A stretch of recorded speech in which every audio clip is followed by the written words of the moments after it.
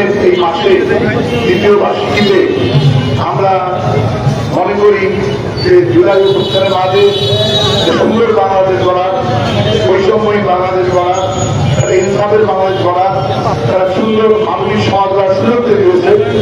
সেই সুযোগকে আমরা কাজে লাগিয়ে অনেকটা এগিয়ে যাবো।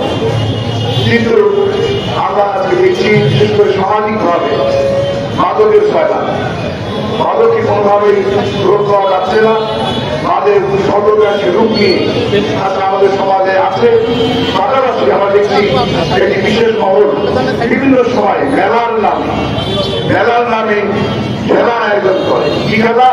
জোড়া খেলা, হাউজি খেলা, লটারি খেলা, পাশাপাশি বিভিন্ন অনৈতিক কর্মকাণ্ড। আপনারাই বলেন এই সমস্ত কাজের মাধ্যমে সমাজ এগিয়ে যাবে বা ধ্বংস হবে? পিছনে ধ্বংস হবে। এবং আমাদের যুব সমাজের চরিত্র নষ্ট হবে, পরিবারে নানা সংকট তৈরি হচ্ছে। আজকে মাদক নিয়ন্ত্রণের জন্য সরকারও চেষ্টা করছে, প্রশাসনও চেষ্টা করছে, কিন্তু আমরা কার্যকর কোনো প্রভাব দেখতে পাচ্ছি না। কাজে মানুষের মধ্যে হতাশা কাজ করছে মাদকের ব্যাপারে, মাদক কেন নিয়ন্ত্রণ হচ্ছে না। এবং প্রচলিত কথা আছে, মাদক নিয়ন্ত্রণের জন্য যারা দায়িত্বপ্রাপ্ত তারা সঠিকভাবে দায়িত্ব পালন করছেন না এবং জনগণ ব্যাপারে সচেতন হচ্ছেন না। আর পাশাপাশি মেলার নামে বিভিন্ন হাউজিং লটারি চলছে। দুর্ভাগ্যের বিষয়, আমাদের রংপুরের মহানগরী উপকণ্ঠে আমরা দেখতে পাচ্ছি প্রতি বছর একটি সংস্থা মেলা আয়োজন করে। আমি পরিষ্কারভাবে বলতে চাই, এলাকার আমরা সবাই জানি, আমি পরিষ্কার বলছি, বাংলাদেশ সেনাবাহিনী এই জাতীয় অহংকার। ঠিকরা বলেন, বাংলাদেশ সেনাবাহিনীকে সবাই সম্মান করে ডিসিপ্লিন শক্তি হিসাবে তাদের একটা আলাদা ইমেজ আছে এবং সেই ইমেজকে আমরা শ্রদ্ধা করি। এই দেশের বিভিন্ন দলীয় নেতা, এই দেশের সরকারি দলীয় নেতা সহ সবাই সামরিক ব্যাংকে সেলুট করে ডিসিপ্লিন শক্তি হিসাবে।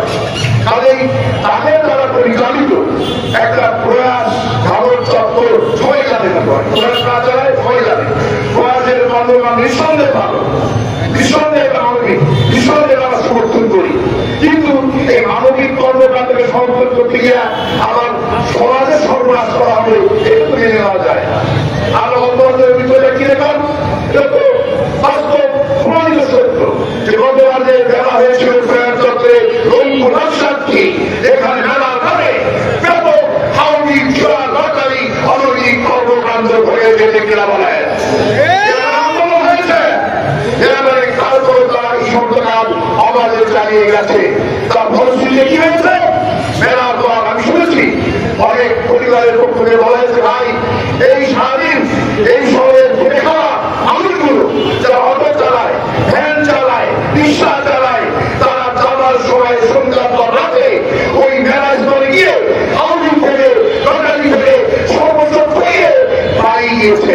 লাগতে শহরে সঙ্গে খাবার খাদ্য কিছু নাই, ভালোবাসিকেরা বউকে কিনি ধমকিরা বাধায় যে কাকাগুলো ছিল সেগুলো দিয়েছে, এই টাকার পয়সা দিয়ে প্রাণ থেকে তন্দুর থেকে দিয়েছে, সেই টাকাগুলো হাউজিং জমিয়ে দিয়েছে।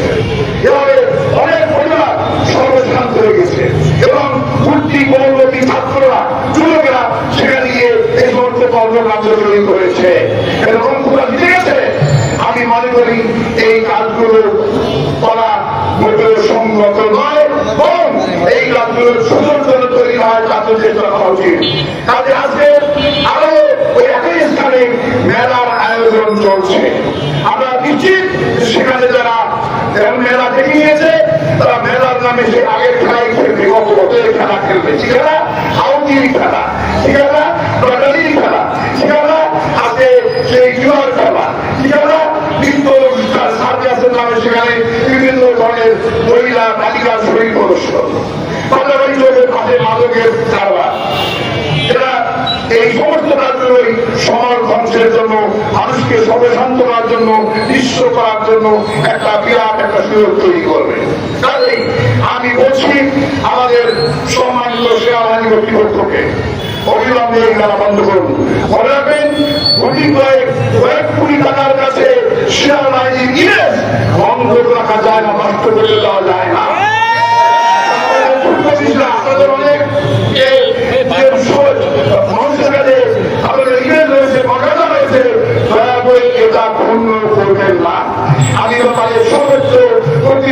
জামাতের কাছে সেনাবাহিনীর সবই নয়, আমি জনপ্রতিনিধি অনুরোধ করছি দয়া করে এই মেলাটা বন্ধ করুন।